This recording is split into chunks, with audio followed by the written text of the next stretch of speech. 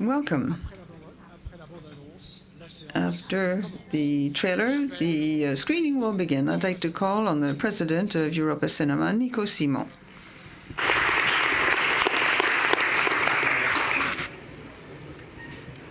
Merci, Claude-ERIC. Thank you, Claude-ERIC. So you're really here? Really? In person? Wow. And there is one word not to be used during the 4 days, no, the 3 days. Zoom, please. Das ist das Unwort des Jahres. Okay.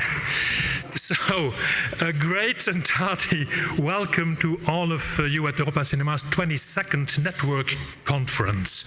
After 3 years instead of 2, due to what you know, we are back in Paris 30 years after Europa Cinema's creation in 1992.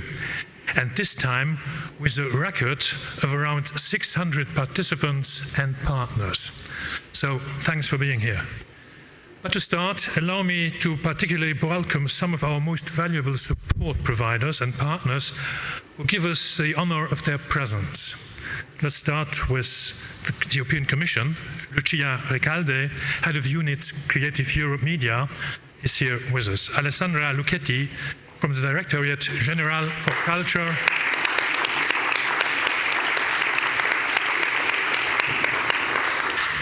Harald Trettenbein, Head of Unit Audiovisual and Culture Executive Agency. Thank you, Harald, for your support over the last years. And their team members, Maria Silvia Gatta, Sunmi Peten, Flavia Buarelli, and Jan van Rijkegem, who is going, I think, arriving only tomorrow. From the Centre National du Cinéma, we have Olivier HENRARD, le directeur général délégué, et Jérémy Kessler, le directeur des affaires européennes et internationales.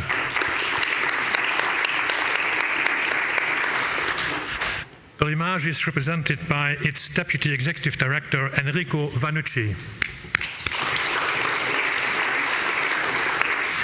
And then one of our partners throughout the world is the Institut Français, with Marguerite Itier, directrice des médias et du cinéma du ministère des Affaires étrangères et européennes, et Fanny Aubert-Mallory, qui représente et gère l'Institut français. Merci à vous tous. And of course, we are in an environment that includes other guys from the sector. So we also have representatives of the CKE and of JANNICK. And I do not want to forget Mubi, the sponsor of our beautiful conference bags this year. John, I won't pronounce John's name because I'm not able to. I'm afraid to hurt him, his ears. And many others, of course. I won't have to tell you what happened during the past 3 years since our Lisbon conference. The whole sector got shook up, evolutions got accelerated, disruption was seen at the end of the tunnel. But the sector is, although only slowly, getting back on its feet. In some territories faster than on others, but many of us exhibitors still are breathing, and you're all here today. If that is so, if most network cinemas survive to this day, it is to a great extent thanks to the fact that the European Commission immediately reacted and helped you in the short term, and made support come much faster than usual. A great thanks for that to Lucia and everybody in Brussels involved. This accelerated support gives us all the opportunity and the serenity to deal with the challenges in front of us. And after the pandemic, which is not really over, there are other crises hitting us right now. But let's not forget that cinemas and the cinema already went through hell and high water in the past. In the 50s and 60s, for instance, nobody would have believed theaters would survive. The solution brought by the studios and the big companies were the so-called super productions and new technologies like CinemaScope, 70mm, stereo sound, 3D. Big technical spectacle. Ring a bell? But eventually, this did not save the cinema. What saved it and gave it a new dynamic were young directors reinventing the cinema almost from scratch. The French Nouvelle Vague, some young new Hollywood directors inspired by independent European filmmakers did it. And I strongly believe that history will repeat itself.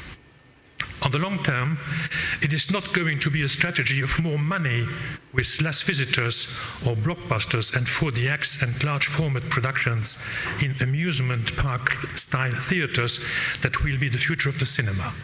It will again be author films, and that kind of cinema can only grow in your theaters. So thanks for your commitment. Europa Cinema celebrates its 30 years now, but Europa Cinema's past is its future.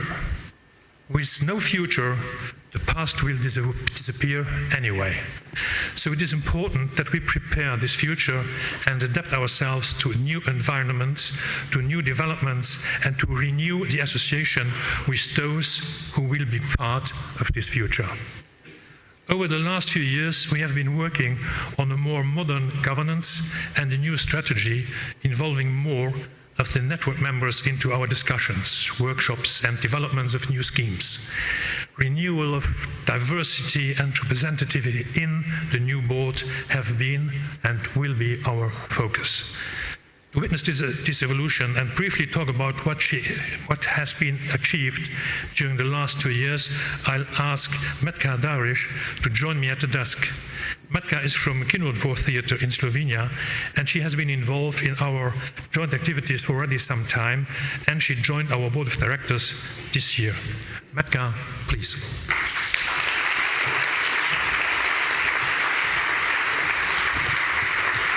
Hello everybody.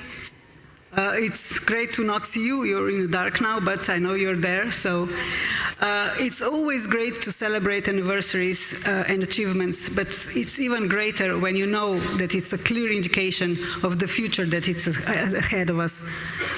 What the 2 years showed us is that the network members are the key to the future of Europa Cinemas, and all the things that we were doing in these 2 years together proved that this is the right way to go. So collaborate to innovate was prepared and done in the working group by the members, for the members. The same goes for the charters that we will present later in this conference. So I can just be very short and just say, it's great to see you, and I think that we are the proof that Europa Cinemas network is stronger than ever because it has members that care for cinema and film. So thank you and welcome.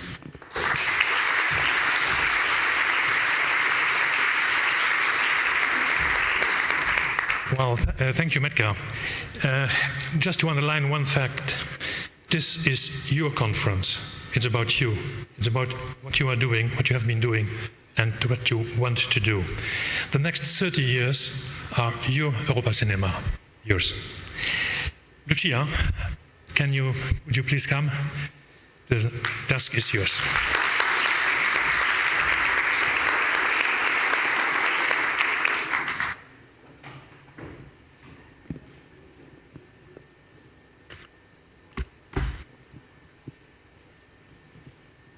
Dear friends, chers amis, puisque je suis aujourd'hui à Paris, permettez-moi de... As I'm in Paris today, I'll begin my introduction in French.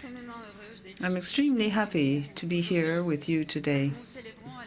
We are celebrating the 30th anniversary of Europa Cinemas at this conference. It's not just a cinema network. It makes us feel very proud. It's a model, a real reference on a European level. You have succeeded together with a unique project, and we have to say this loud. It's a human story of solidarity, exchanges, sharing. It's also a cultural venture. We know that movie theaters are cultural emblems. Thanks to movie theaters, even in the remotest parts of Europe, audiences have been able to meet work and authors that sometimes change their lives. It's also an industrial history. In the space of 30 years, you have called yourselves into question, adapted, become ever more perfect. You have changed your equipment and the way in which you work. The leitmotif is to establish a link between audiences and movies. Nothing can be too beautiful or too difficult to attain this goal. But there's something that's never changed inside this fabulous network. It's your European spirit. European cinema embodies the European spirit ever since its inception. At the outset, the idea was to promote the European market for creation with this absolute priority to promote diversity. The European films broaden publics. I would like very quickly to take this opportunity to remind you of your impressive successes in France, in Europe, and throughout the world. There were 30 exhibitors at the beginning, and now more than 3,000 in over 700 cities in 40 countries. So, dear NICO, dear CLAUDE-ERIC, I think you should feel really proud to be able to underscore these successes. Congratulations on this fabulous success. It's your engagement and your determination in the service of your network that have been decisive in terms of its extension and consolidation. Congratulations.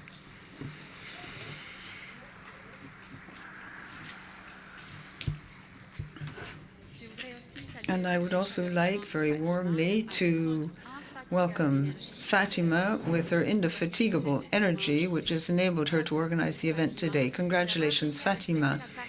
You have respected gender equality at this event, too. Congratulations. It's a perfect illustration of the desire for balance, which you practice on a daily basis. Part of my introduction, because we know that the last years have been extremely challenging for the cinemas. But Nico already said it. In the European Commission, we understood immediately the dramatic effects of the pandemic, and we have significantly increased the financial support of the media program for the network of cinema exhibitors. Why? Because we strongly believe that the survival of the cinema theaters is the utmost importance for the recovery of the audiovisual sector at large. And now that the dust is settling down after the storm of the pandemic, we are unfortunately confronted with additional challenges. First, the tragedy of the Russian invasion of Ukraine. I would really like to take advantage of today's meeting to pay tribute to the Ukrainian community of film professionals and cinema exhibitors for their extraordinary resilience in these difficult times. And in particular, I would like to convey our warmest thanks to Julia Antipova. Is Julia here?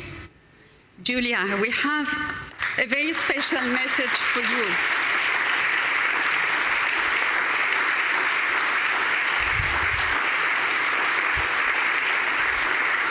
So, Julia, on behalf of the European Commission, we want to tell you that we stand behind you, and we will do our utmost best through the media program to support you in these difficult circumstances.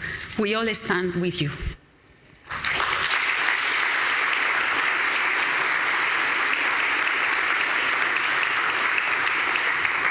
But this is not the only challenge. As you know very well, as a consequence of the war, we are experiencing skyrocketing energy prices that have impacted both cinemas and citizens across the Union. And there is a third challenge, is the growing competition for audience attention, especially the youngest, that spend more time than ever before in front of a screen, though not necessarily in a cinema in front of the biggest screen.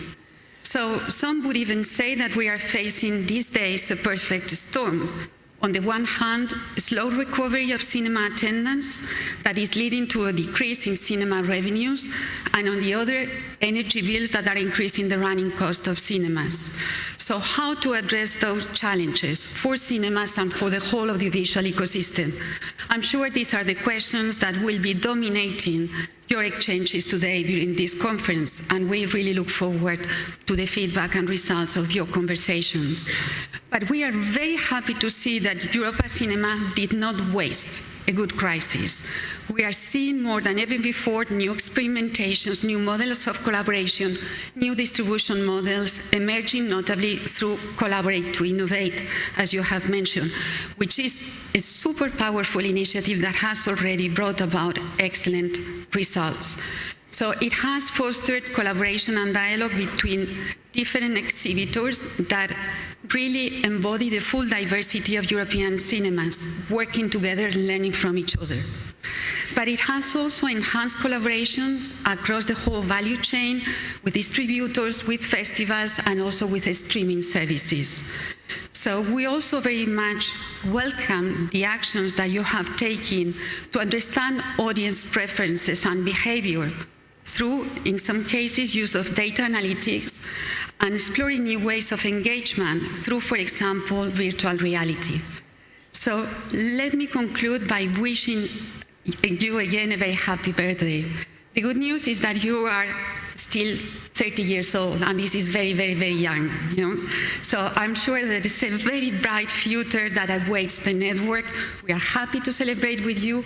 We look forward to celebrating the next 30 years, so long life to Europa Cinemas.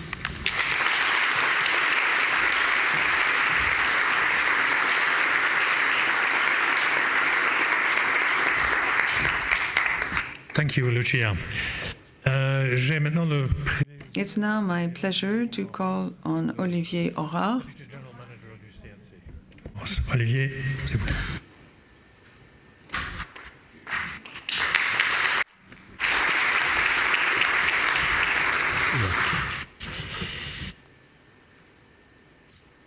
Ça ne manque pas de lumière. Bonjour à tous. Good afternoon, everybody. President NICO, Director General Jean-Claude-ERIC, ladies and gentlemen. It's a pleasure for me to open this conference this year in Paris for the 30 years of Europa Cinema, this network which we have supported ever since its birth in partnership with the media program. It's a special occasion, and I'd like to address myself to Claude-ERIC, who has long worked with the CNC and the French government. I'm thinking in particular about the organization of the French presidency of the European Union last year. I was reminded earlier on that the first time the CNC heard about Europa Cinema, we were talking about 200,000 ECUs. That dates back to the time Europe was being built.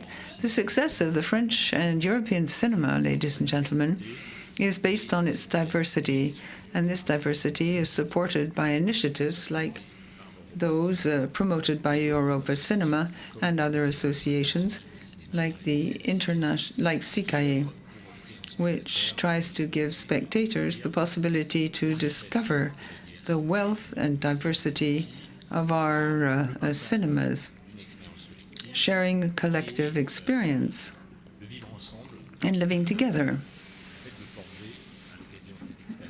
Thanks to this kind of experience, one can shape a common identity for Europeans. So what brings us together today? As said by Lucia, we're at a turning point for the cinema in France and in Europe.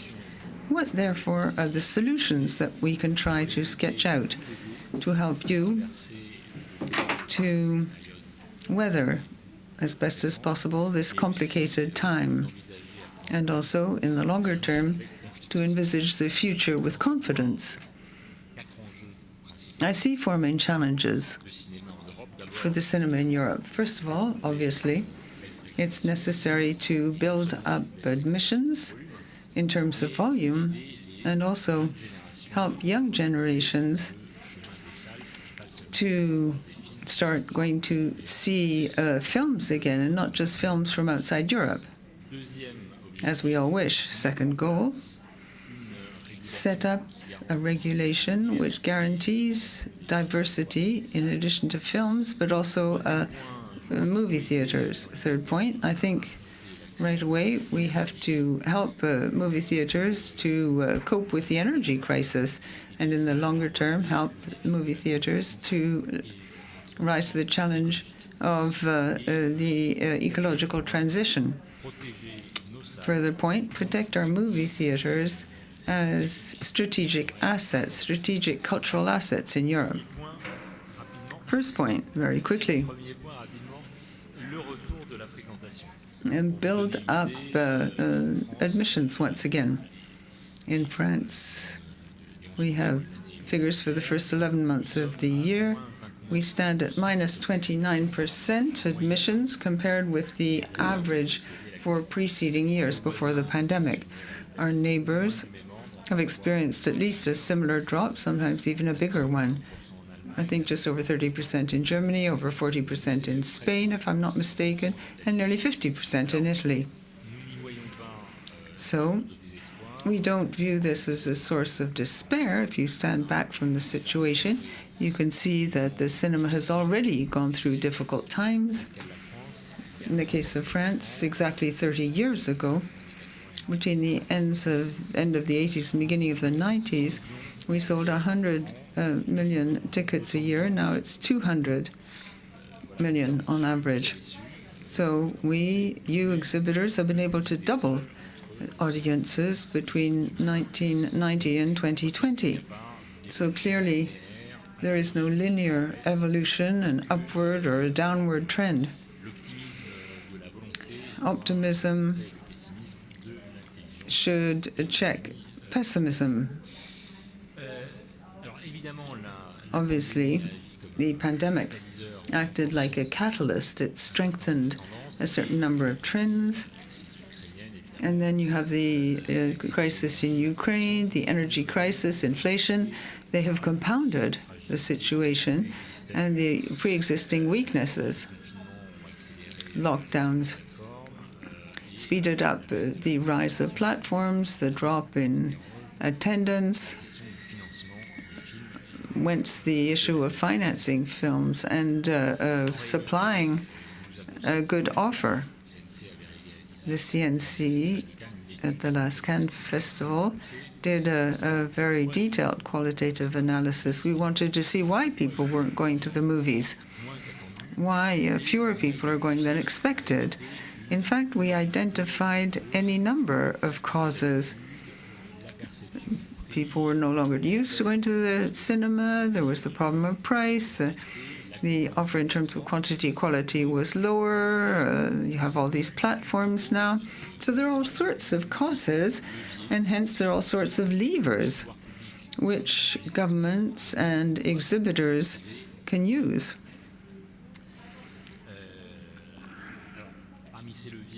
Amongst these levers, you have communication. In France, we work hand in hand, and we're launching a big communication campaign so that people are encouraged to go back to the cinema. A ministry even shot a little publicity, a little ad, which has been quite successful. The longer-term challenge is to promote love for the cinema amongst the younger generations. Often younger people have gone back to the cinema, but they tend to see a very small number of films, and in particular, they focus on films which are not European ones. That's the first issue. It's not a question of quantity, because young people are going back to the movies. It's a question of quality, because what films are they going to see? Furthermore, in France, the over 50s now represent 40% of admissions, whereas they used to represent only 23% 20 years ago.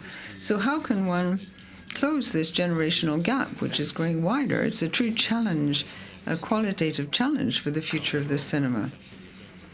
We have to reach out to young people where they are, on the social networks, on video platforms, by digital markets, by developing innovative action in the theaters and on the social networks. In France, as you know,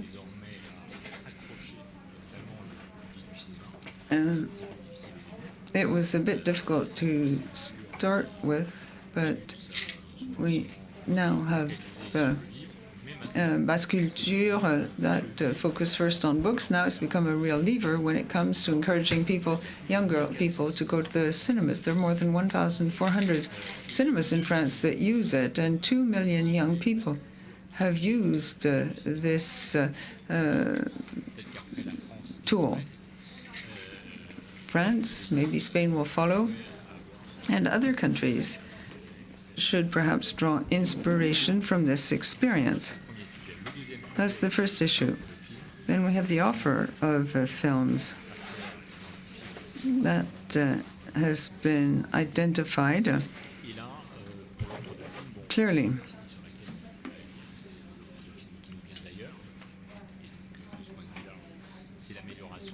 The idea is to make the most of a general improvement in the situation. When it comes to national films, we have a policy in the CNC to professionalize and train new talent. And we want to renew profiles. That is, those who give support to film projects. People have to be diversified to keep in step with the tastes of young audiences. And then there's a third answer, which is also long-term work, cinema education. That also should make it possible to recreate a love for the cinema amongst young people from nursery school to university.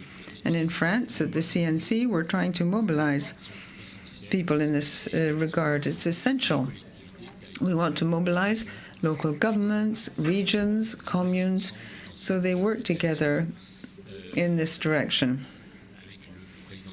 With the president of CNC and myself, we've just gone around France and visited the various regions to reach out to presidents and vice presidents and elected representatives to explain to them the new orientation for our joint action with regions, which needs to focus on cinema education and the dissemination of films. And finally, a major stake for us to bring audiences back, we need to train the exhibitors too. That's of key importance. Here I'd like to commend the CKA for the action taken. There's another challenge. I'll be briefer than for the first one. Here I'm referring to diversity. For us, it is essential for movie theaters to show mainstream films and art house films as well, so that box office is not dominated by a single category of films. And in this respect, in France, as you know, we have a market of 100 million seats are sold for mainstream films, and the equivalent amount are sold for more diverse films. In fact, this is a sort of a duality on the market. Art house films, because there were fewer American films, managed to sort of dampen the crisis. Now, at least over the last 18 months, there have been lots of French films and European films which are doing better than they usually do, because this offsets the relative absence of American films. So have this, you have this duality. You have a strong domestic cinema industry and films, mainly American films, which bring in a lot of money. That's good. It is a real creation of value. We have to ensure that these two categories of films continue to live together. What's true is that maybe too many films are released every week in the movie theaters, but in fact, and this to the detriment of diversity. You know better than I that in the case of these films,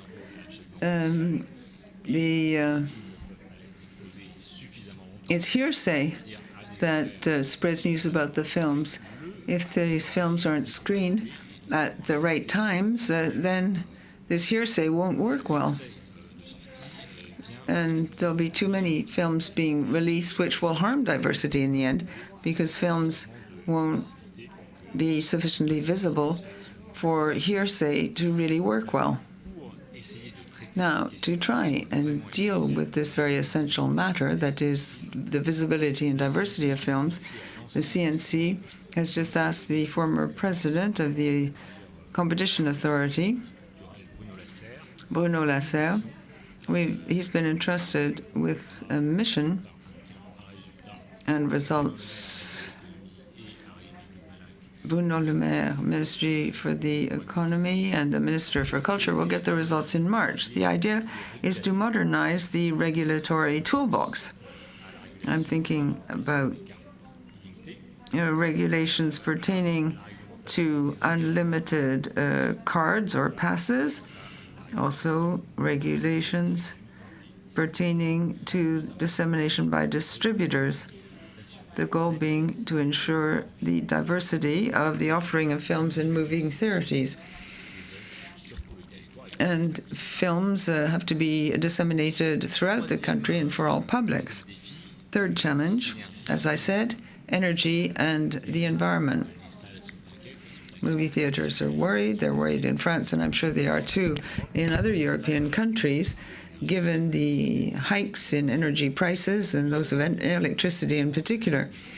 In France, we have a system to help enterprises and companies, including movie theaters. But over and beyond this general measure, we are envisaging enabling French movie theaters to use their automatic support to cope with this increase in expenditure.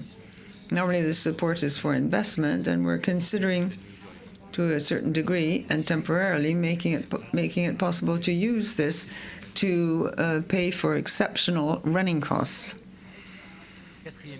Fourth challenge, protect our movie theaters.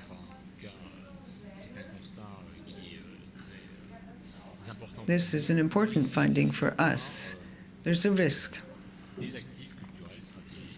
in terms of strategic cultural assets, that is, production societies, catalogers, and networks of movies. They may be bought by companies which are not pursuing cultural goals. I'm referring to investment funds, for example, in third-party countries. As you know, European law doesn't authorize exceptions to the freedom of circulation of capital, apart from security reasons, and we cannot therefore bar this kind of purchase or buyout. We consider, however, that this state of affairs is serious. The French presidency of the European Union enabled us to work hand in hand with our predecessors, the Portuguese and the Slovenes,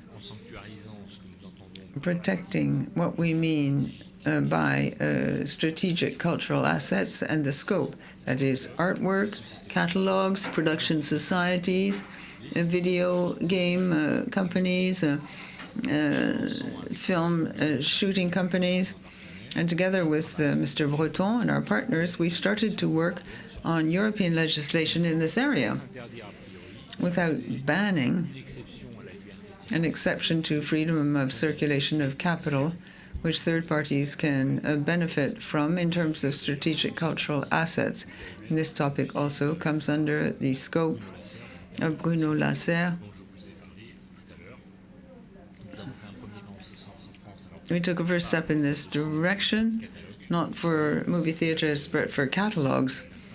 Since the end of 2021 and the spring of 2022, we have set up a system of prior authorization to buy film categories when this purchase is being made by people from outside Europe.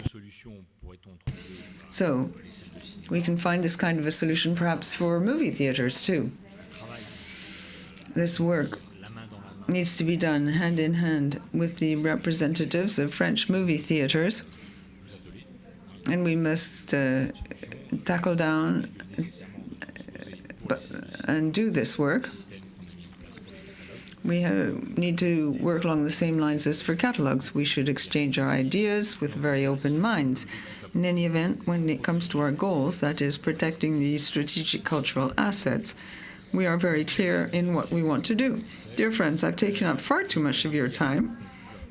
I'd like to say in conclusion that I'm fully aware of how mobilized Europa Cinema is in these various challenges. I'm familiar with what you have been doing to support diversification and programming, and the initiatives taken for young audiences to encourage them to go to see movies at an early age. So I'm very glad this conference is being held. It's an opportunity to exchange good practices and to go deeper into the overall thought process with a view to taking up all these challenges. Thank you.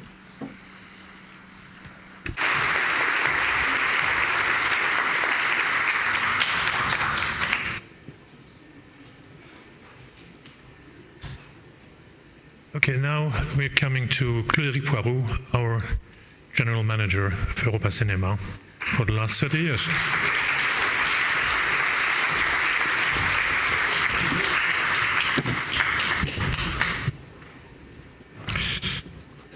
Donc, bienvenue. Welcome. We are now embarking on this 22nd conference, which, as you will have understood, is deliberately turned to the future.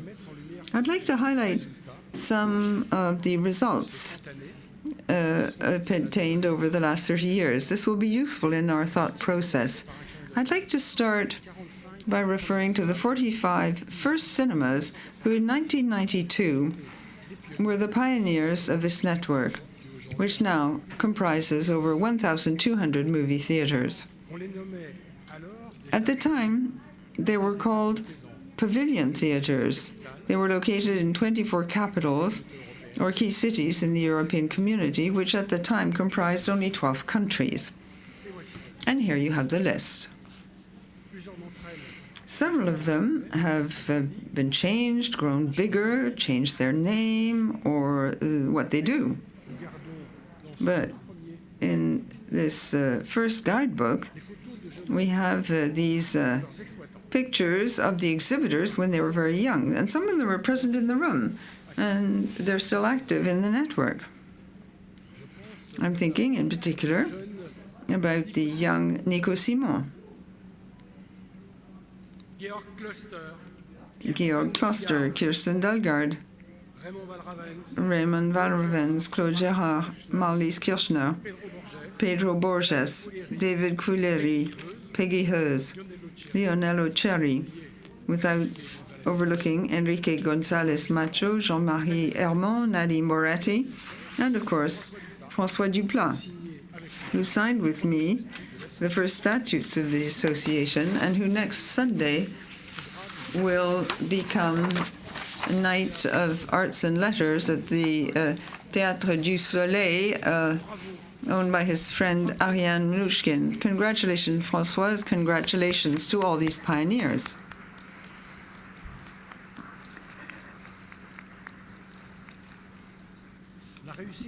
The collective success of Europa Cinemas is based on the solid foundations of these 45 movie theaters and their entrepreneurs who were able to convince our first partners to join us as of the beginning. And I'm talking about the CNC, of course, and the European Commission with the media program. In 1992, as Olivier recalled earlier on, each paid 200,000 ECUs to support the programming of European films on our screens. NICO stressed what we owe to them, the quality and perseverance of their commitment to this network, which, as said, has become an irreplaceable tool for dissemination of European cinematographic work. Thank you to LUCIA RECALDE. Thank you for the confidence she has just repeated. Thank you for the teams of the Commission including Alessandro Lucchetti, Harold Trettenbrine, who've traveled to Paris to attend the work of this conference and then come better to understand our realities on the ground. Our role in this industry is to be in direct contact with spectators for whom these films are being made. During these 3 days, set aside for professionals, the public will not be physically present. We can, however, know what the tastes of the public are if we look at the figures for tickets sold and their choices in terms of our programs. I'll show you the top 50 films, whatever the nationality, which accounted for the most tickets sold in our network over the last 30 years. Here you have this table, which is a general one. If you want more details, you can find them on our site. Europe arrives at the top with 27 titles from 8 countries, and then 22 films from the US and 1 film from South Korea. In the top 3, a leader, undisputed leader since 2011, the French film Intouchable by Nakash Toledano with 3.4 million admissions.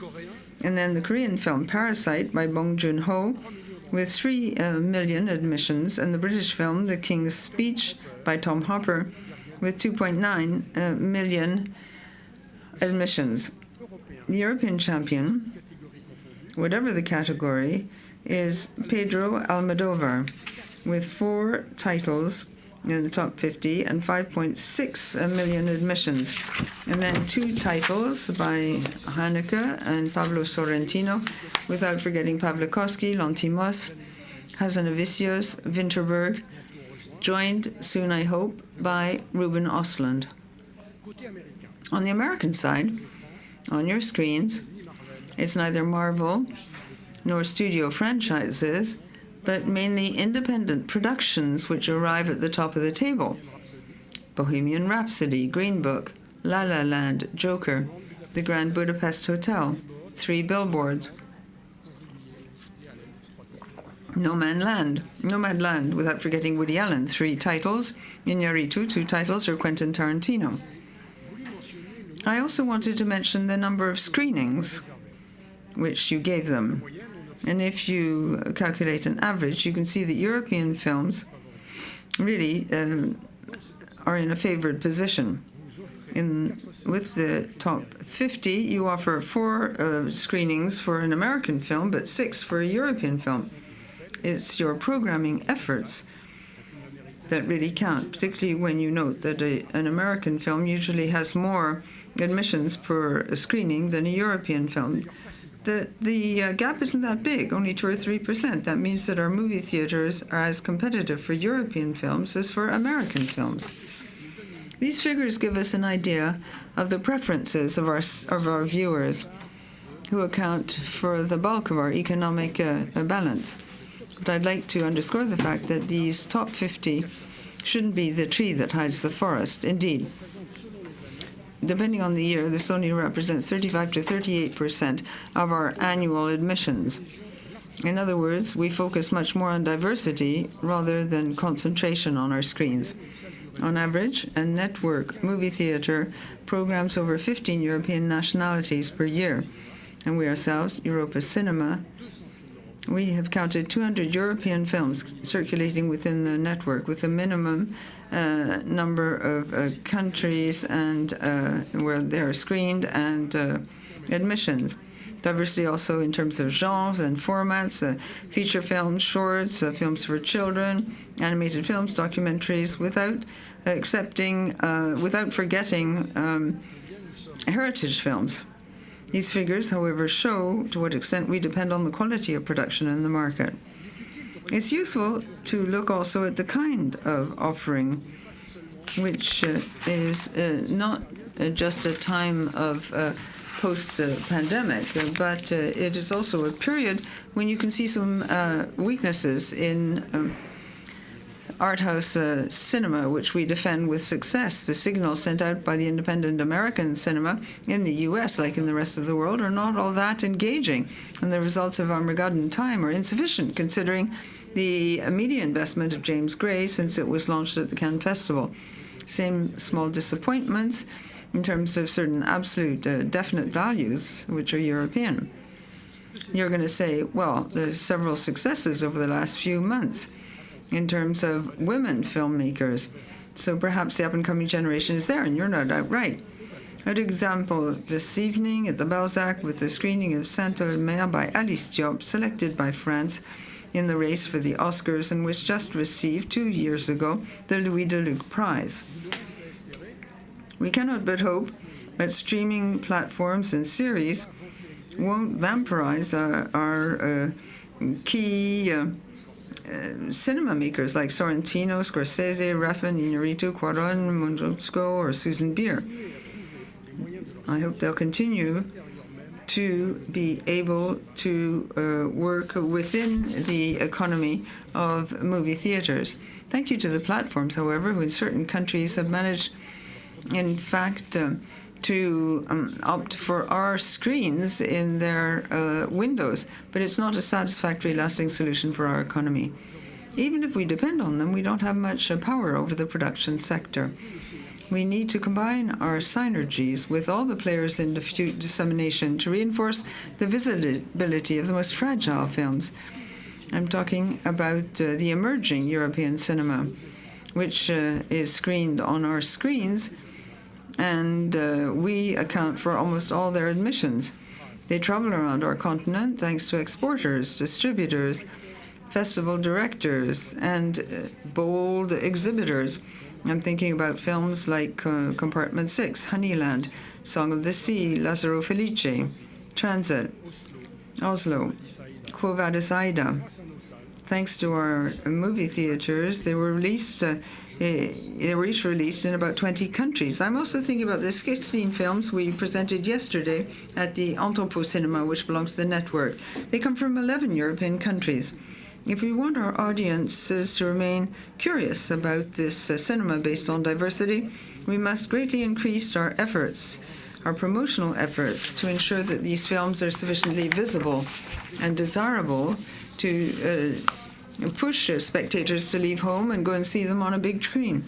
That's what was referred to this morning in one of the round tables. During these 3 days, we're going to try and reinvent our movie theaters in the face of new societal and environmental challenges and energy challenges. New challenges also, but we need to boost loyalty and diversify our audiences. We have collaborate to innovate animation, promotion, editorialization tools, but we cannot innovate alone. European films need us to maximize as many means as possible in networks in terms of commercialization and dissemination in order no longer to be anonymous, to capture the attention of the media and exist in the eyes of spectators who are ever more demanding and selective. Even if they're extremely dynamic, our movie theaters cannot single-handed ensure the success of all films vis-à-vis the audiences. I'd like to address all the exporters in Europa International, distributors in Europa Distribution, and the some hundred exhibitors of Europa Cinema gathering here. I would like to wish you all a very innovative, creative conference based on synergy. Thank you very much for your attention.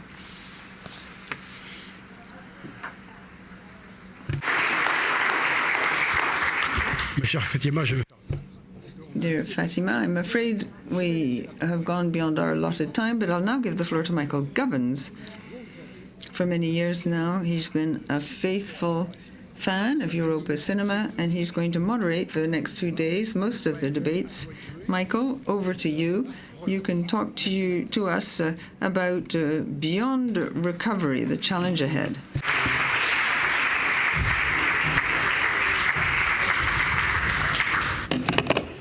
Quick, let's get the panel up.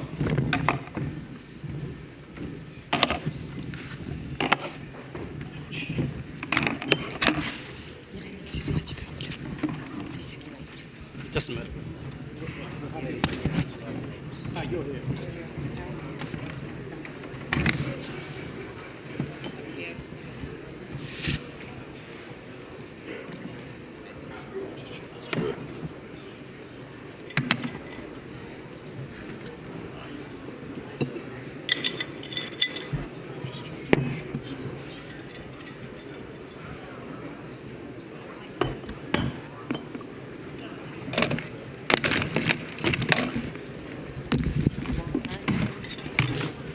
No, that would stop working.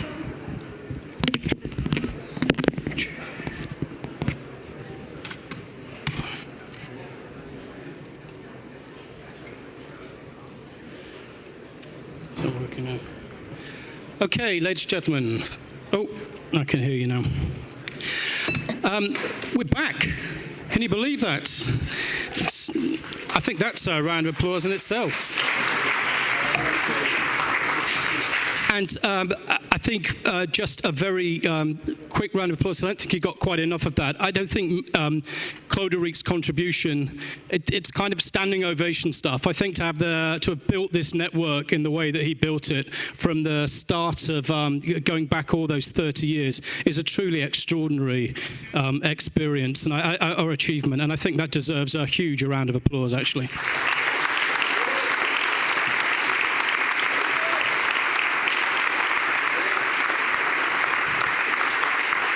Okay, so in this session, we're looking at this session and the next session. We're setting up the next couple of days, really.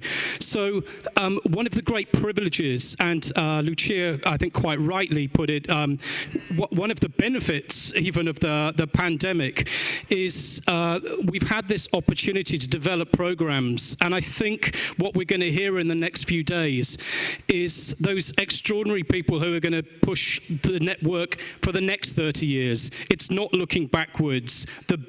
This network has been a beneficiary of a rejuvenation of young people, and I think the gender diversity has made a huge difference, actually.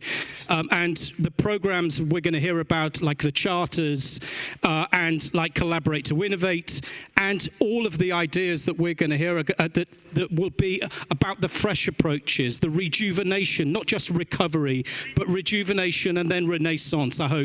I think we're going to hear a lot about these in the next few days.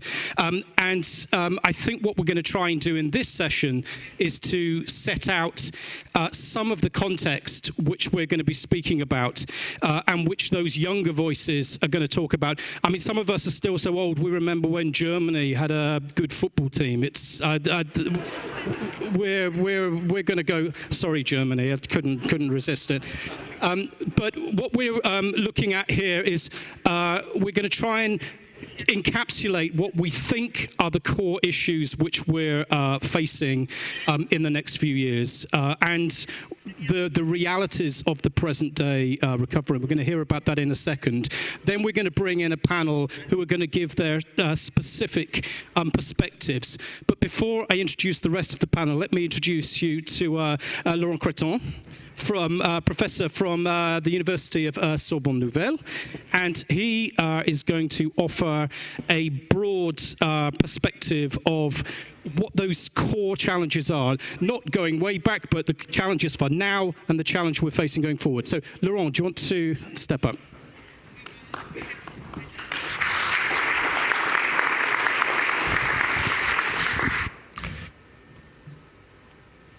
Je vais parler en français. I will be speaking in French. The slides are in English. We are here to prepare the future. So we should have to think the future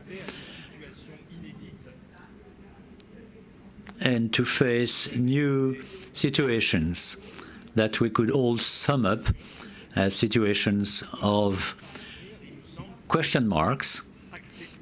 How to reach that point, we should accept situations of wide uncertainties rather than pretending that we have understood everything. Second idea, and this will be my main contribution to introduce this roundtable, facing so much uncertainties, it is extremely important to contextualize, important to have a historical perspective. I often think of what Nietzsche said: to see far ahead, we should have a wide, long-ranging memory.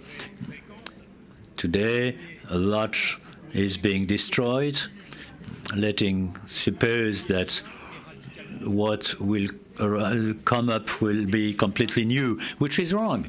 I will insist on the fact that most problems that we have to face are on the table and have been on the table for a long time. Accelerations, intensification did happen in the past. Having an international perspective is a great virtue of Europa Cinema. We can learn from what is being done elsewhere, and solidarity and cooperation are of the utmost importance. And then a cross-sectoral perspective. Concerts, theaters, books, and selling cultural means by correspondence are all areas that may have been benefited from the pandemic. For this historical perspective, let's mention the public in theaters. This is in the 50s, the middle of the last century. Theaters were completely overbooked. The cinema is at the center of culture, of the intellect, and obviously theaters are still very important. But it's only a relative position. 70 years later, on the 2nd December 2022, I may say that never in the history of mankind there has been so many images and sounds in all kinds of formats and durations, on all kinds of channels and all kinds of streams. We have that everywhere. So, Claude-ERIC, if you tell me, let's go and see a film, I will tell you, but we have films everywhere. I'm not interested, except if you can tell me why I should go a film with you this evening and tomorrow. Because we have instruments everywhere, in our pocket even. And we see people in the train that are watching films and series in trains. So theaters continue to be present. They are full, but not always, as you see on screen. We have young people who came back to see what? We have theaters that are not fully booked, and the situation is completely different according to different countries. We have independent films, and independent films have a very strong success, and festivals work a lot. They are full. People want to be together and share things. All we have to do is to take time, and it takes a lot of work. We have to do a lot to reach those goals, and we should not be simply happy of doing what we want with this doing the same thing as we've been doing in the past. En comparant plusieurs pays depuis 40 ans, qu'est-ce qui s'est passé pour pouvoir comparer? So what's happened over the past 40 years? We can compare countries and use a simple ratio, the audience ratio, audience index.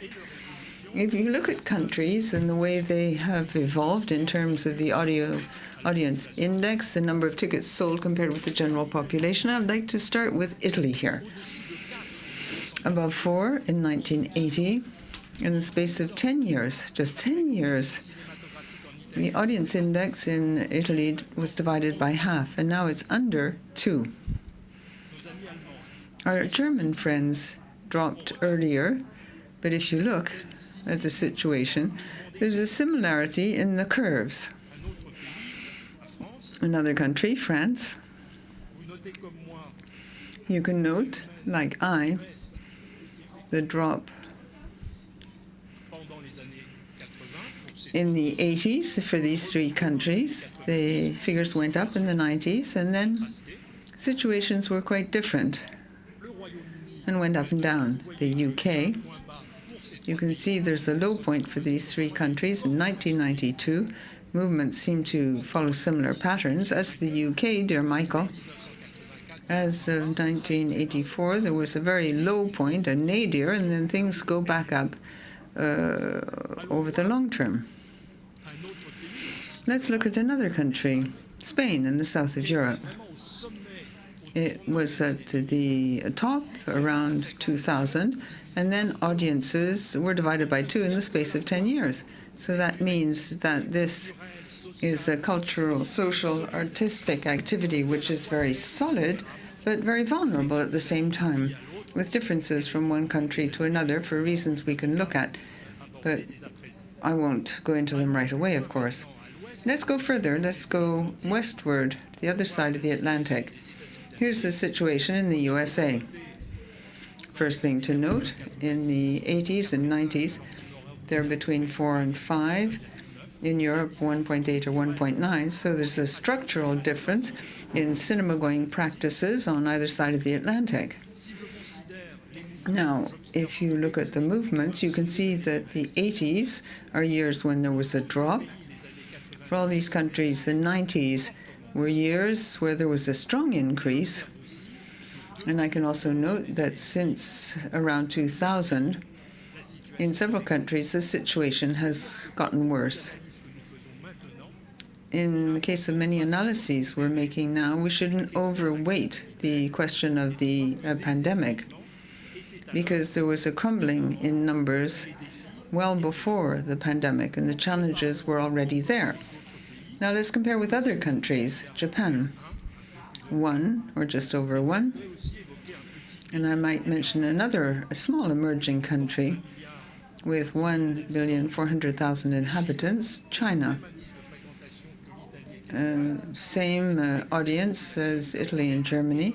Given that population, it's the leading world market for watching films in movie theaters, and they continue to invest in movie theaters. So I'd like to insist on the differences between countries in terms of investment and engagement.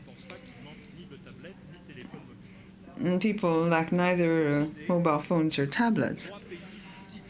3 countries that are so close geographically and culturally in the European Union: Italy, Germany, and France.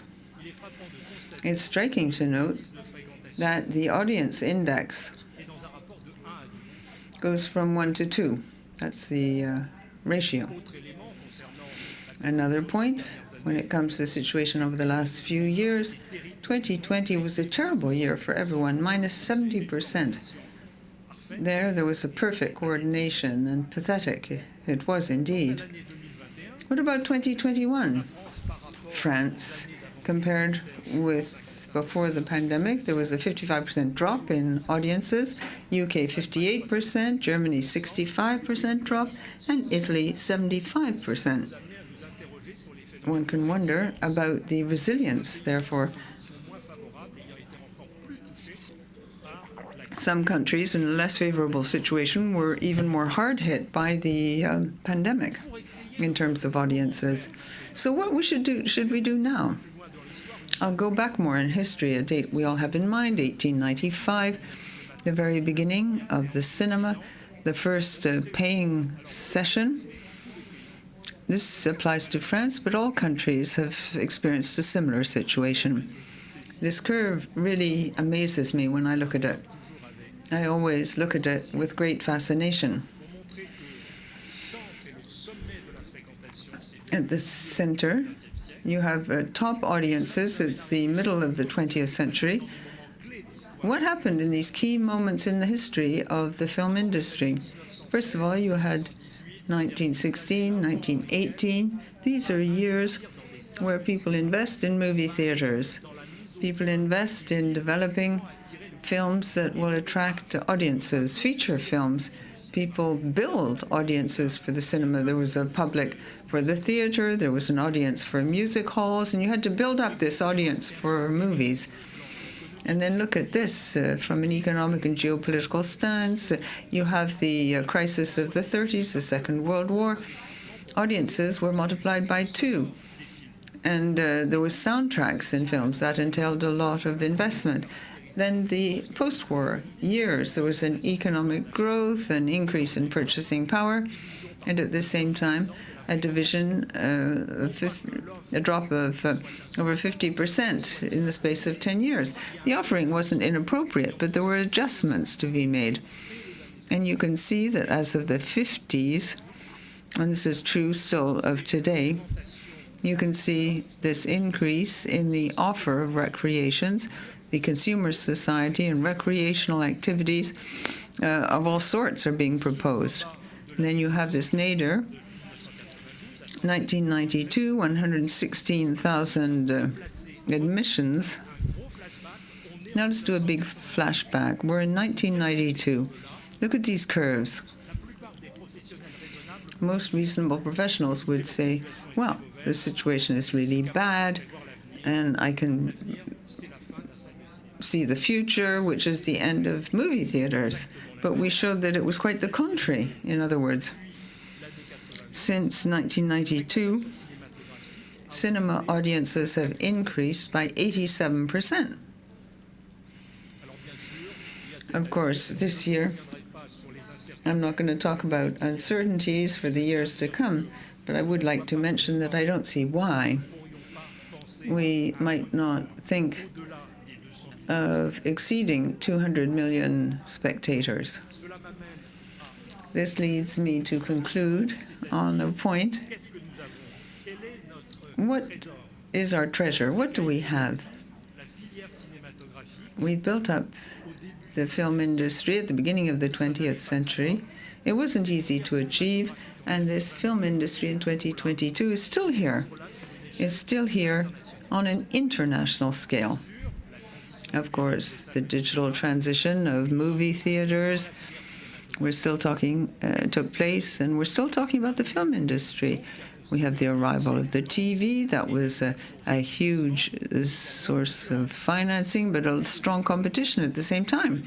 Then there was the development of video, physical videos, which has been dropping for about 15 years. And then we have all these little devices which came onto the market, mobile phones, tablets, and all sorts of other things. There are 6 billion around the world. And more recently,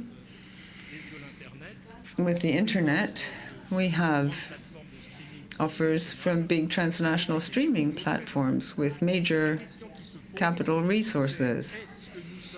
So are we currently facing a paradigm shift? My answer is no. These are long-term trends. It's additional competition that's appeared on the scene, and this, of course, is part of a more general challenge in terms of overall competition. In the case of France, audiences have dropped by 29%, 40 or 50% for other countries. Second concern, distribution is deeply impacted by the situation, and in particular, a certain number of films based on diversity where you don't have the admissions you used to in the past. And then we have production. There are flows of capital on the market, mainly for series. We'll see what happens for films and which films, as already said in our debates in the course of the day. How do you secure talent? And there's a sort of a rebalancing act which favors industrial structures, which are huge on a global basis, and then you have movie theaters at the other extreme. So what are the actual trends which have been underway for quite some time? A multiplication of offers, not just by platforms, as already stated, the use of mobile phones, social networks, video games, there are all sorts of things, intensification of competition, the economy of attention. This is an intense combat to attract the attention of people. The profusion of the offering, the difficulty of spectators to find their way around such an overabundant offer. And you have the concentration of audiences, too. That lies at the heart of the concerns of Europa Cinema. How can one promote and defend diversity? I'll wind up simply by saying that we have to look at the spectator experiences in the movie theater. And spectators also watch TV. They probably have a subscription to a streamer, and spectators also use laptops or tablets and smartphones. And all this is part and parcel of the audiovisual landscape. If I consider this line of reasoning, I'd like to underscore the fact that VOD, SVOD, when you see a new offer being proposed with advertising, it increasingly resembles linear TV. You have this abundant audiovisual offer, but in terms of all this, there's another offer which is really different. It stands out in a major way. We're talking about a true alternative, something that's totally different. Now, in my conclusion, we're in a society which offers comfort, ease. You can even get a meal delivered home. I'm referring to Ottawa, at any time, anywhere, any device. So anywhere, I want to access anything, everywhere, at any time, anyhow, and anything, if possible. The alternative is an independent movie theater. That's quite radical. It proposes something totally different. It proposes a place, the importance of the place, the quality of the venue, its appearance, the external architecture, the interior design. This is experience which is truly linked to viewing a film. And then the time factor. You have a session at a given time in the day which you have to respect. And the ritual. You don't use your phone during a screening. You don't talk with your neighbors. And also, there's a key word, editorialization. Thank you for your attention.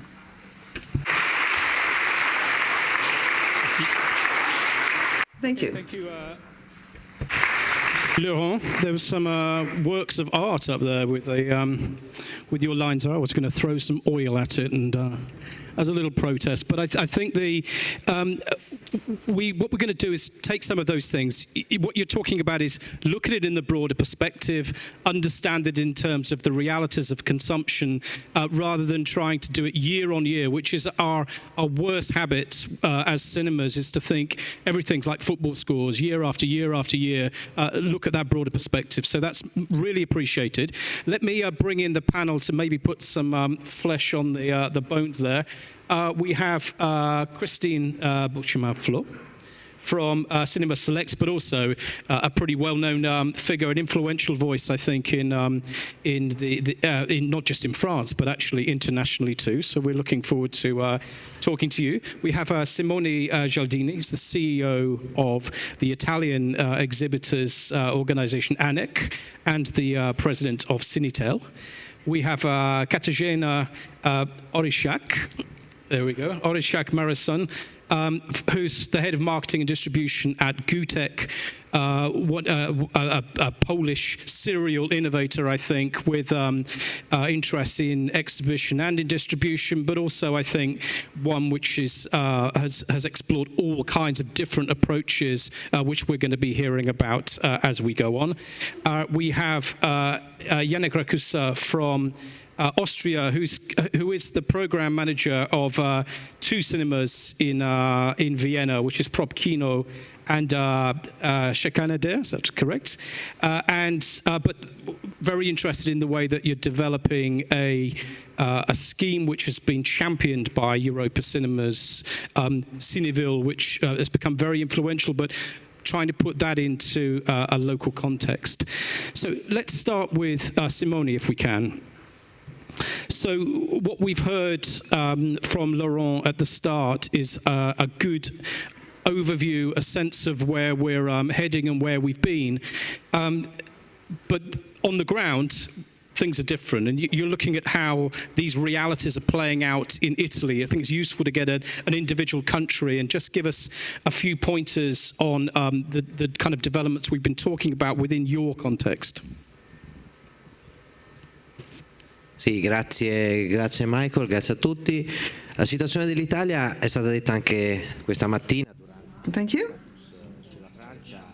È diversa da tutti quanti. The situation is different in Italy compared with France. In 2021, we managed to lose about 12% compared with 2020, a further 12%. So this year, 2022, we're starting at an even more difficult level. We've lost 70% in 2020, 75% in 2021, and this year too, we're really lagging behind other cinema markets. No doubt, we're still here with a large number of movie theaters. We lost maybe 120 movie theaters out of 3,500. That's small in terms of the global market in percentage terms. The government has supported us over these last 3 years. These conversations and discussions have been very important. In 2018, the Italian market amounted to 78 million. We lost 20% compared with preceding years. So we started together to work hard and to talk with various institutions, the aim being to react. In Italy, in the summer, there are no film releases, there's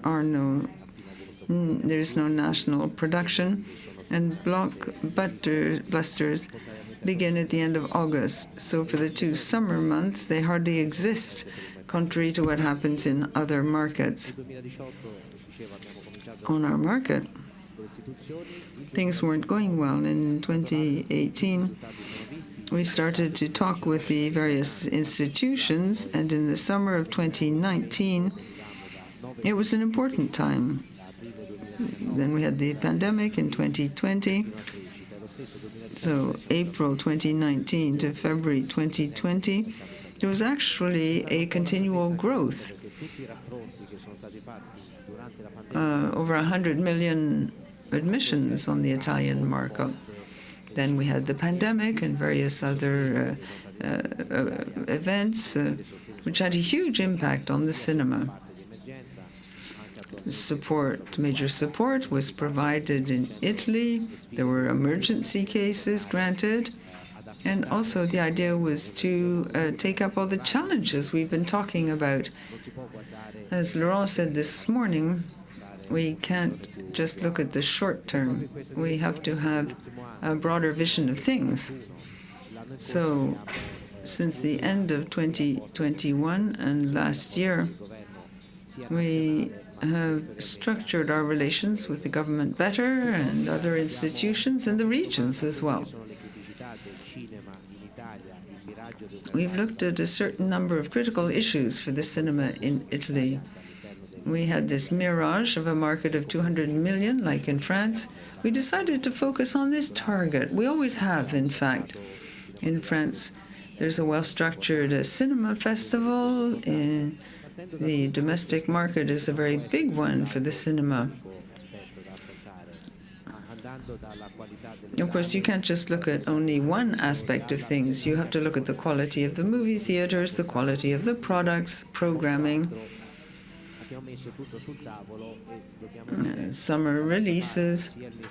So we tabled all these issues, and at the Ministry for Culture, of course, it was the preceding government at the time. As you know, we've had a new government for just a few weeks now. We're currently talking with the new government now, too. So we've done all this work. Last year, we managed to get quite a lot of resources in order to deal with the emergency. The idea was also to support the recovery. The goal is to support our initiatives and to be able to envision the future. The government and the film industry are working on a plan to restructure movie theaters. Communication campaigns are being organized. In 2020, the government gave movie theaters quite a lot of resources. This support was renewed this year. We have a 5-year plan with festivals and cinema days or events. We have the Mostra in Venice. Then we have a major event in Rome. As I said, in the summer in Italy, nothing much is happening in movie theaters. The last 3 months have been quite positive. We have positive figures in terms of percentages of Italian films, which this percentage is going up. Results for September and October and November show that national films are faring much better than in 2017-2019. People are paying more attention to national films thanks to the quality of our movie theaters, inter alia. Art house cinemas in Italy are losing fewer admissions than other theaters thanks to this kind of product. We now stand at 49%. So we have this new recovery. Thank you. During this session, what we're going to try and do is put together clues about how we're going to approach specific problems. So it seems to me there's two issues that you're talking about here. One is the immediate issue, which is how do we survive a period with, we heard earlier on, energy costs are going to be a huge issue here. You know, the war has had an enormous impact and is going to have an impact. So public support is critical, you're saying. So first, the survival, and then you're talking more broadly with people about how you go beyond survival into renewal, into that next period. So the first step of that I think you addressed in a kind of roundabout way, but just to be clear, to get past the immediate problem that your cinemas face, are you finding a lot of support from government and from the rest of the industry in working out how we can get past a huge crisis that's happening right now? Is that now, are you happy with where you are with that? Sicuramente è un punto di partenza. Yes. Difficulties today, the cost of energy. This compounds problems besetting the national cinema. Inflation, all these problems are being addressed through a new 3-year plan which looks at the future. We get support from the state. Our industrial sector intends to go further in order no longer to depend on government support. We don't want to live off benefits. The aim is all to work together, and above all, we want to work on communication in 2022. This is based on joint action between exhibitors, distributors. We've met frequently during the year to improve marketing. We've met with distributors, with exhibitors, and distributors help exhibitors better to promote the cinema, not the international cinema, which has lots of investment. But in the terms of our own national cinema, quality European films need assistance. We need to boost the ability of exhibitors. That's what we're currently doing. The ministry recognizes the quality of our work, and it has decided to invest a further 10 million euros in 2023 in order to help the Italian and European cinema. The idea is to support exhibitors, help them to reduce the price of tickets to go to the movies in Italy. Government, that although you are having to look at the immediate subsidies and working with government, you are thinking beyond this towards a position where cinema can renew. And for you, Italian film and European film is at the heart of that kind of approach. But it's a collective response, which I think is what I'm getting from here, that this future can't be shaped by individual art house cinemas. It's going to be shaped by a collective response from across industry and government. That's really useful. Okay, let's move to you, KATARZYNA, if we can. Is it on? Yeah, I think so. Yeah. Yes, it is on. So, on the ground, I mean, you're now looking at, you've heard about the big responses, the collective responses, the grand picture, but from you on the ground, there are critical issues about how you get those customers back. And some of that, I know in speaking to you, some of that is about the quality of and availability of what is being shown, but also about how do you work with the realities of changing customer demand. So maybe give us a bit of a clue about the kind of approaches you're taking on films and on what gets shown in cinemas. Okay. Hello, everybody. I think first I wanted just to join the Laurent in saying that I don't think we're in a moment of we are in a moment of change and maybe even a critical change, but it's not like we've been for 10 years or 15 years of stability and now suddenly COVID came and changed everything. I feel like, I've been in this business for over 15 years, and the change and experiments and adaptation was always at the heart and at the core of what we do. I mean, it was never a situation that nothing is changing and suddenly one disruption came. So I feel like what we do and what we've been doing for all those years, it's always trying to adapt of the changing world and changing cinemas. So I feel like what we are talking about. What is being shown at the moment in cinemas and what we should do. Basically, I mean, we feel like, of course, what pandemic changed, what pandemic sped up is basically the fact that the audience is more picky. We all know that they're looking for films that are events and films that they can talk about with other people, and that we as me as distributor and we as cinema owners and distributors, we need to think about what should we be showing in cinemas and whether actually all the films that we're showing at the moment are purely cinematic experiences, because maybe we as distributors do need to rethink our choices, our film choices. And what we've been doing is, of course, we are now still with a lineup of films that we bought. We have a catalog from before the times of pandemic. And now they have to face this changing audience, the audience that is more glued to the sofa and that it's more difficult to get them out of home and get them to the cinema. And what we started doing is, on one hand, we start using festivals as a form of a test. I mean, our, let's say, younger sister, New Horizons Association, is organizing one of the biggest festivals, art house festivals in Poland in July, New Horizons, that we decided to use as a test for our approaching films, because we've decided that we have so much in a lineup that is that maybe not all those films are actually for the audience a cinematic experience, and maybe not all of them should be shown in cinemas. So the festival was a kind of a test for that. We were observing the reactions of the audiences, we were observing what's happening in social media. Then we done even a step two, when we organized our own festival in September, which happened in 18 cities in 24 cinemas at the same time, exactly during the same 10 days, showing about 14 films. And again, it was a test what audience is interested in and what kind of films are they looking for.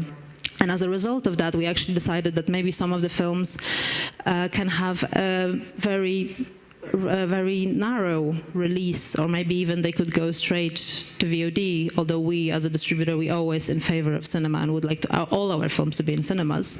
And that's the main goal of us purchasing films for the cinemas. And that basically on those tests we actually decided which films can have bigger releases, and those festivals were a way of creating word of mouth. And we could see which films work on which doesn't, because it seems that after all, it does really a lot depend on the film. You can be talking about how to get audiences in the cinema, what to do, how to promote a film. But if you have I know it's a very vague statement, you know, which films work, which don't. I think that's the beauty of distribution, beauty of running a cinema, that sometimes you really don't know or might be surprised by films that you don't believe in, and then suddenly a massive success, and audiences can really surprise you. Because I still remember, for instance, when we released a film, Quo Vadis Aida, which is not a very uplifting film, if you think about it, and it was, of course, in a small amount, but it was a success in cinemas because a really, really great word of mouth made it happen. So no, I mean, I get the point. So the point is that in a world with huge amounts of content and very little time to put the energy behind specific films that can work, your approach is to say, let's focus on the ones that are, quote, cinematic, that you can actually give more time. You can allow a marketing campaign that gives them a better chance and sift out all the ones that aren't cinematic. I think the point that I think people are struggling with, or may struggle with, is it's that judgment call. You say you talk to audience and test with audience, but it still feels a little vague to me. But is it clearer to you now? Is there now a system that works for you in deciding those things? As I said at the beginning, we're all in it's a constant experiment and a constant adaptation. So I don't think it's a system that already works marvelously. I think it's a first year and maybe, you know, a new approach. We're testing and see how it look of it. I think it's just a new way of looking, also from our point of view as a distributor, which films to buy, because as well, I know that, you know, I think it's a question of observing the audience, which is changing every year. We cannot say that, you know, the things that are being watched now will be watched in 10 years. I can see, for instance, from Polish point of view, we could talk about, for instance, Polish local romantic comedies, which were a very huge part of the Polish market for the last many years. And during pandemics, you know, everything stopped, and all the distributors thinking of the romantic comedies as their biggest hits, they were keeping them for later time, basically for now, for autumn, and then for the beginning of 2023. And now we can see that all the ones that are already in cinemas, they just don't deliver. And right. You know, and then basically in 2030 you will have a Polish romantic comedy every single week. And I also not think that they're gonna deliver as much as they did 5 or 4 years ago. I have a feeling that it's something that, you know, something has worked 5 years ago, and the producers and the distributors thought that, okay, it used to work, so let's continue. But I think some waves just end. So it isn't a fixed idea of what the cinematic is. What you're saying is you're setting up systems through festivals and through other mechanisms so that the audience could, you will try and be more accurately reading what the audience might find to be acceptable, and putting your energy and effort behind those ones rather than, and you're saying the others, look, it's tough. They're the ones that they're not going to be released in terms of cinemas. I mean, they're going to be released in a limited way, and of course, it doesn't mean that we're gonna stop supporting good European films, that we stop releasing art house cinemas. We're still talking about art house films. So I'm not talking about suddenly, you know, releasing very commercial titles. But you do have to. I mean, if we all want to survive, I think we do have to look at what the audience likes or what they need at the moment.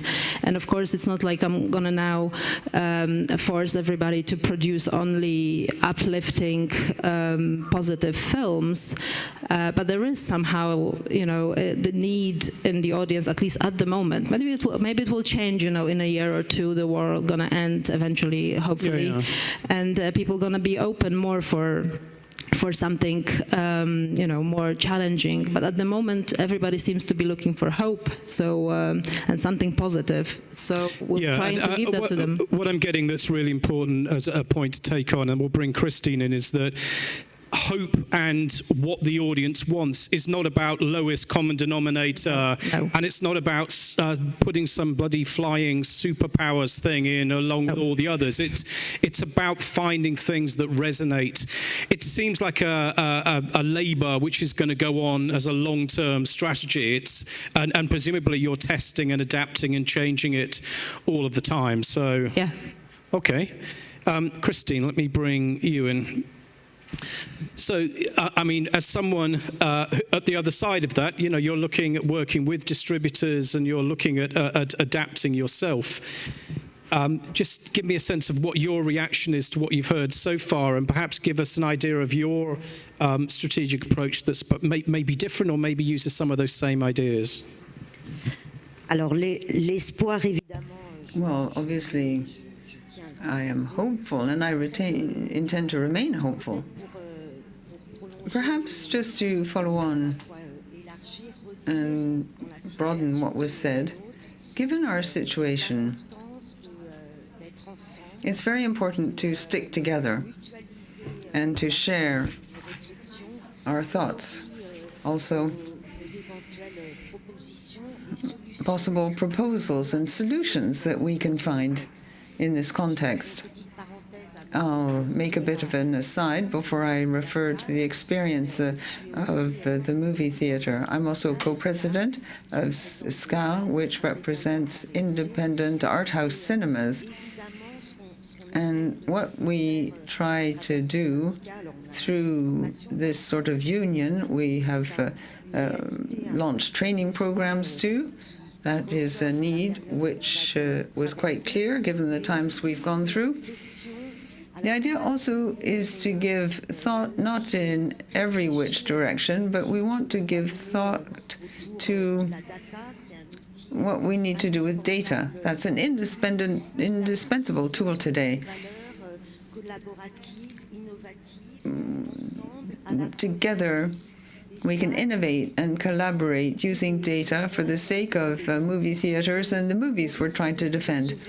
I don't want to disappoint you, of course. Through my short statement, I'm not going to provide all the positive answers as to how to get audiences back. I'd just like to draw on the experience that I have in the field, in my own movie theater. This experience reflects the work being done in other art house cinemas too in France. To be more precise, I'm talking about a municipal art house cinema. There are 4 rooms in the outskirts of Paris. I don't have any direct competition. We're the only art house, the only cinema in that part of town. I don't really have the feeling that I'm truly innovating today, but I draw on the values we need to defend in art house movie theaters. What I do is use things that work in order to attract audiences. The issue today is the audience which is tending to prefer the comfort of staying at home. And how can we draw these people back into our movie theaters? There isn't just a single answer, but I believe that all the activities we can organize to support films in movie theaters, offer films to the public, but together with their creator, the author, that's very important. We have a very well-developed series of activities we organize. Say we organize 200 activities a year and several per week. The idea here again is that this work to support films by organizing activities around the film is not the only solution when it comes to reaching out to the public and encouraging the audiences to come back to the movie theater. But we're very fortunate in our field of work. We can always invent new things. I've been in this field for decades, and there are always new things you can do. In this manner, I think we can really manage to reach out to different audiences. We can organize conventional encounters, discussions and debates with the lineup, or we can also work with younger audiences because they're the audience of the future. In France, we're fortunate. We have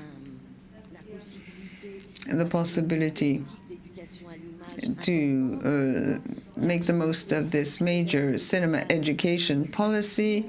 Movie theaters can welcome school children, and this is something that can also be done outside the protected sphere of the school. This obviously takes time and energy for teams. It's good to have the team of a whole film come as well to attend these activities. Our movie theaters, therefore, become very lively places. We haven't said this yet. A lot of art house cinemas cater to the neighborhood, often the geographic neighborhood, but also we're very close to people. And that's what I think people currently need.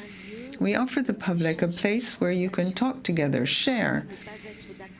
You don't have to be in agreement necessarily, but at least you can whet people's curiosity.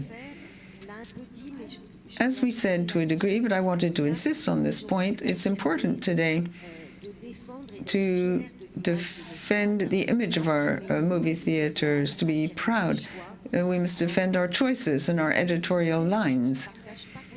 I don't fully share the viewpoint according to which you have to cater to the spectators' tastes. I think our challenge and our work, it's of course not an easy thing to do, it consists on teaching spectators how to move on to other things too. It may be difficult. The theater may be less full of people, but I think we have this responsibility to teach people to enjoy other new things.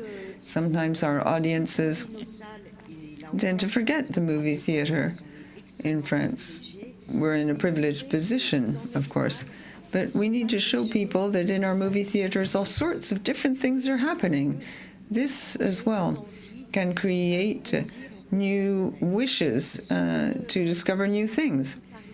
We haven't talked much about prices. That's a topic that the media in France have talked about a great deal. That annoyed me no end, because it's a spurious discussion.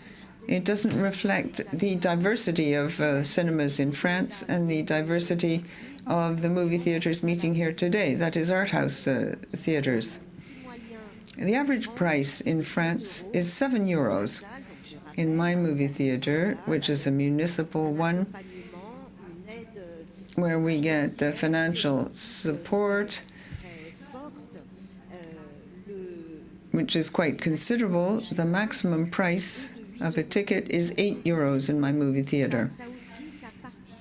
That also is part of the solution.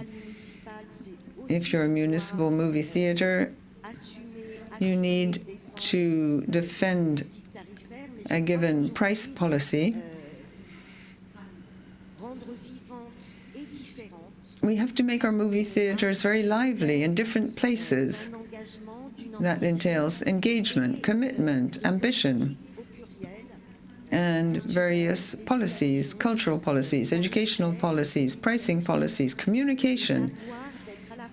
We need to live with the times using modern tools. You can't do without that at present, but also we need to draw on the values and missions of art house movie theaters.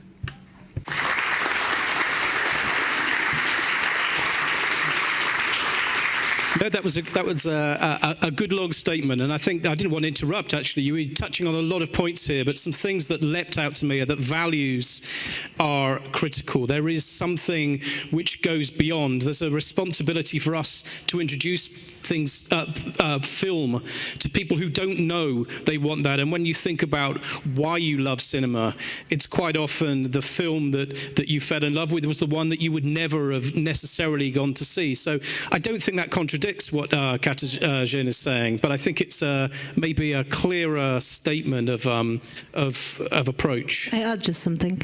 Yeah. So just wanted to say that, I don't want to sound like, like we want to really cater the audience simply, and choose only what they like, because I feel a bit like a spy here from a point of distributor. But it is a bit like, for us, working with cinemas is really, really important. I mean, we still believe that, you know, the cinema is the place where you should watch films.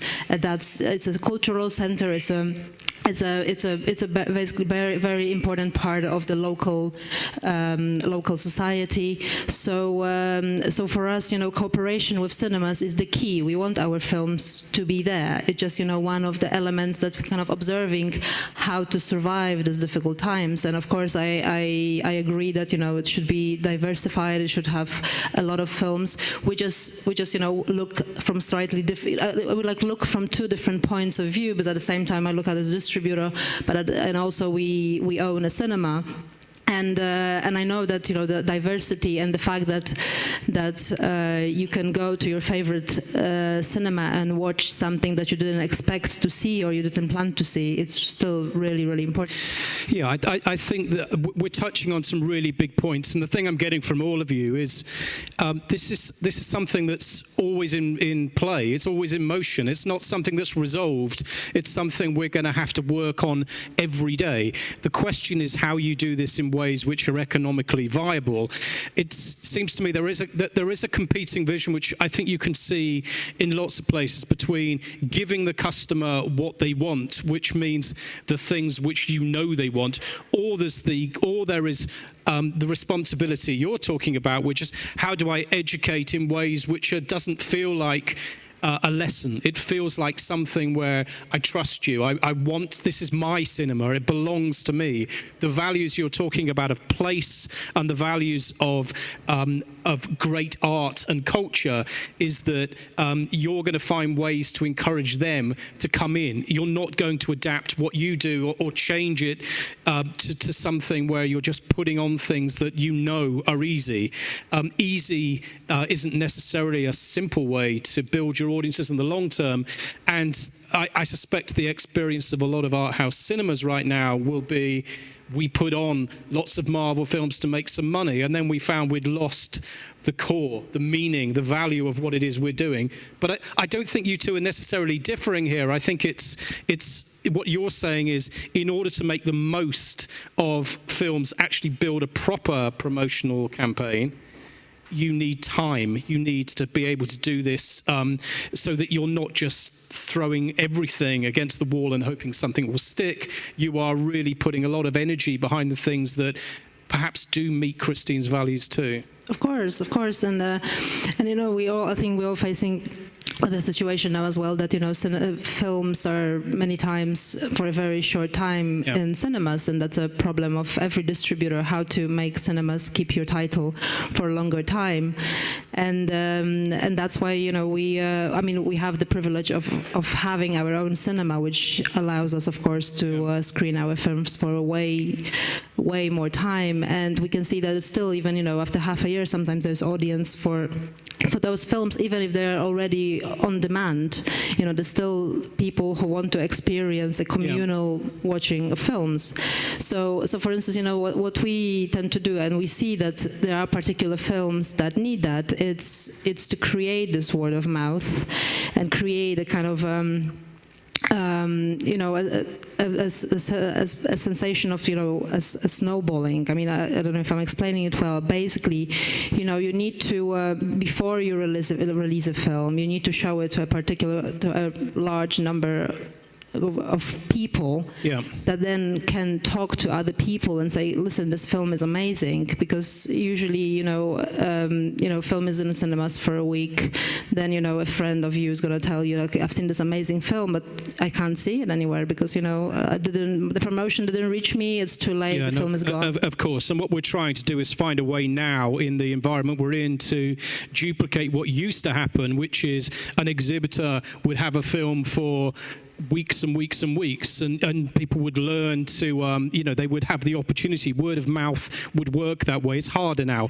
Let me just bring in Jannik, because Jannik, your scheme is very much, I think, or the scheme which I want you to introduce, and it's an adaptation of the Cinéville approach, is very much about building those audience relationships and creating a sense of belonging amongst that audience. So first of all, could you introduce what it is you're doing with the other exhibitors? Im Grunde genommen ist es eine Adaption von Nouvelle.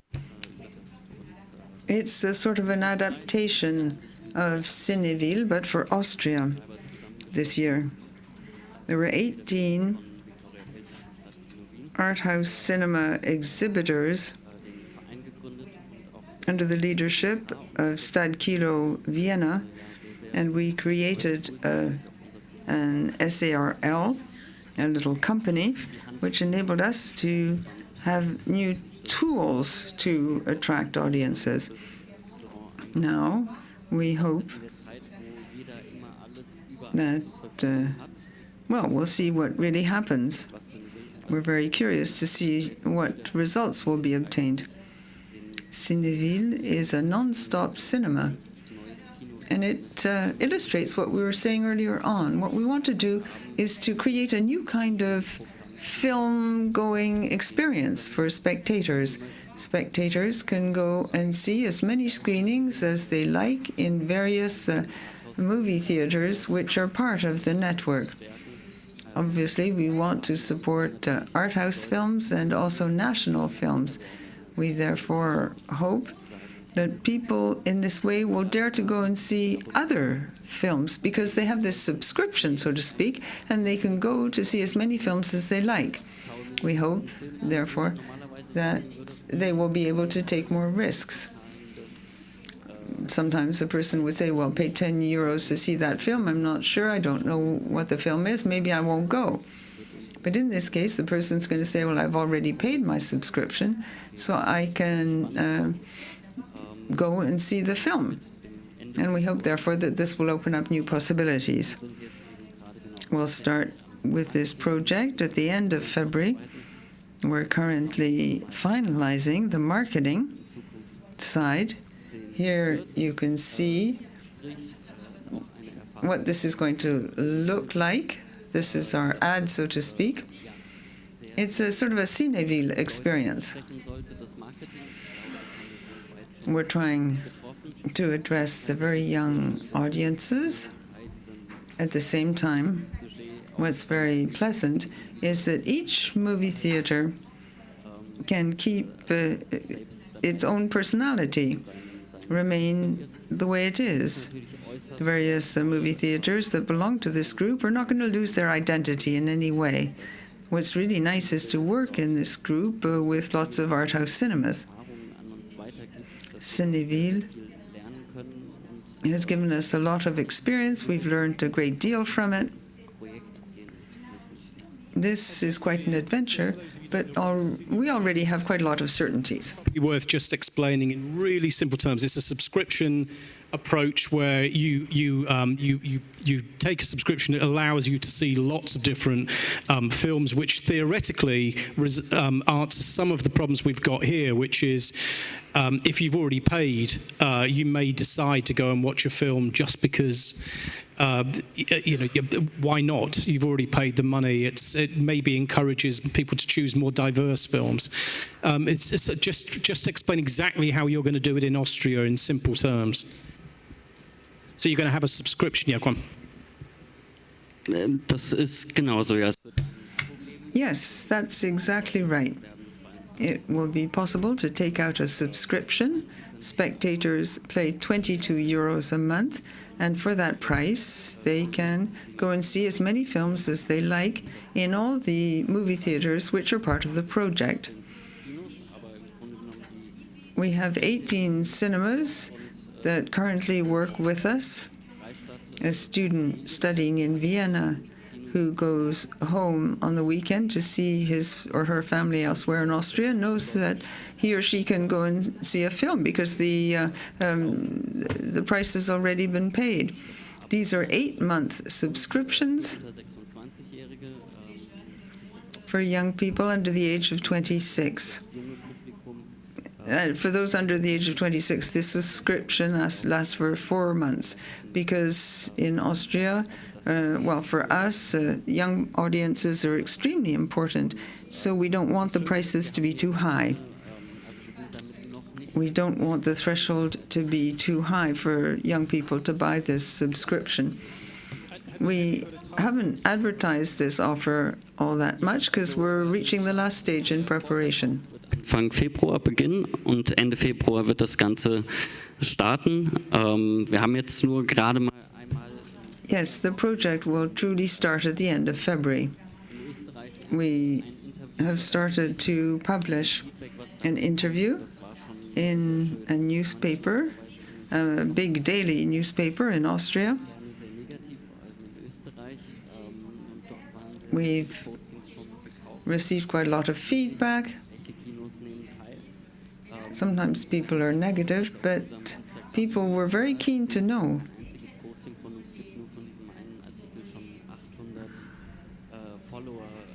which movie theaters would participate. But we haven't actually publicized much, yet we have 800 followers already who want to know more about this venture. So we think this is really going to work well. You've already got beyond the point of you know exactly what it is you're going to do. You've already got some publicity beforehand, which is fantastic.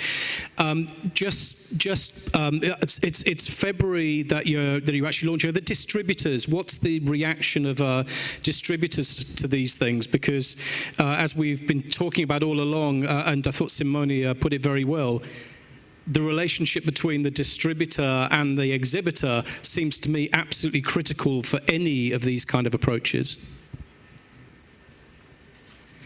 Also ich habe jetzt nicht direkt in der Hinsicht mit den Verleihern verhandelt. I haven't negotiated directly with the distributors, but I can say that as to the concept, it's a win-win situation, truly. It's positive for both sides involved. We think, and we've already seen the Nouvelle data, so we think we'll get many more spectators. So that is in the interest of the distributors too. The number of spectators will increase and sales as well. So in the future, we'll hope to be able to select a wider range of films. This will be wonderful in terms of lots and lots of art house films. We hope the distributors will buy more art house films. So we'll have a greater art house film offering thanks to this initiative. If lots of people take out the subscription, then they'll go to the cinema more often, and they'll be able to see more films, and they may not come alone. They'll probably come with other people who will pay for their ticket when they go to the movie theater. That's great. Thanks for that. I think it's an interesting, what Christine was saying earlier on about prices. The view that I think your project, and I think that you're saying too, is that those values have to be tied to communities. They ought to be things that people can afford, and they should see it as their art. And there is that opposite side of this which is happening as well, which is the kind of boutique kind of I guess it's the kind of yuppie cinema where you pay 25 euros and you get a nice meal, but it's excluding in the sense of I think what you're all talking about is a feeling, there's a degree of confidence there that actually if we stick to the values and we believe that you can make good cinematic works, you can build word of mouth, you can build effective programs in a specific place, it is possible to actually achieve the kind of growth that perhaps when we go right back to Lauren's point, that it isn't some big precipitous decline other than after the pandemic. We should be feeling that we have something which has value and believe in it. So did anyone have any questions? I'm aware that we're getting close to coffee time. Did anyone want to make any points? No, it is. I can tell we all need recaffeinating, I think. If we can, okay, well, first of all, I think that's been a really useful start. You've got a really good perspective from the panel.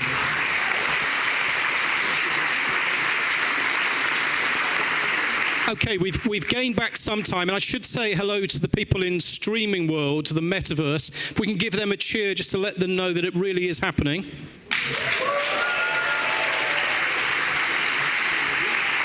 Excellent. Now, we're all going to go off, and we're talking about espresso rather than flat white here. Let's get this, this coffee break moving as quickly as you can, and then when we'll come back. But thanks to the panel, and thanks to the first session.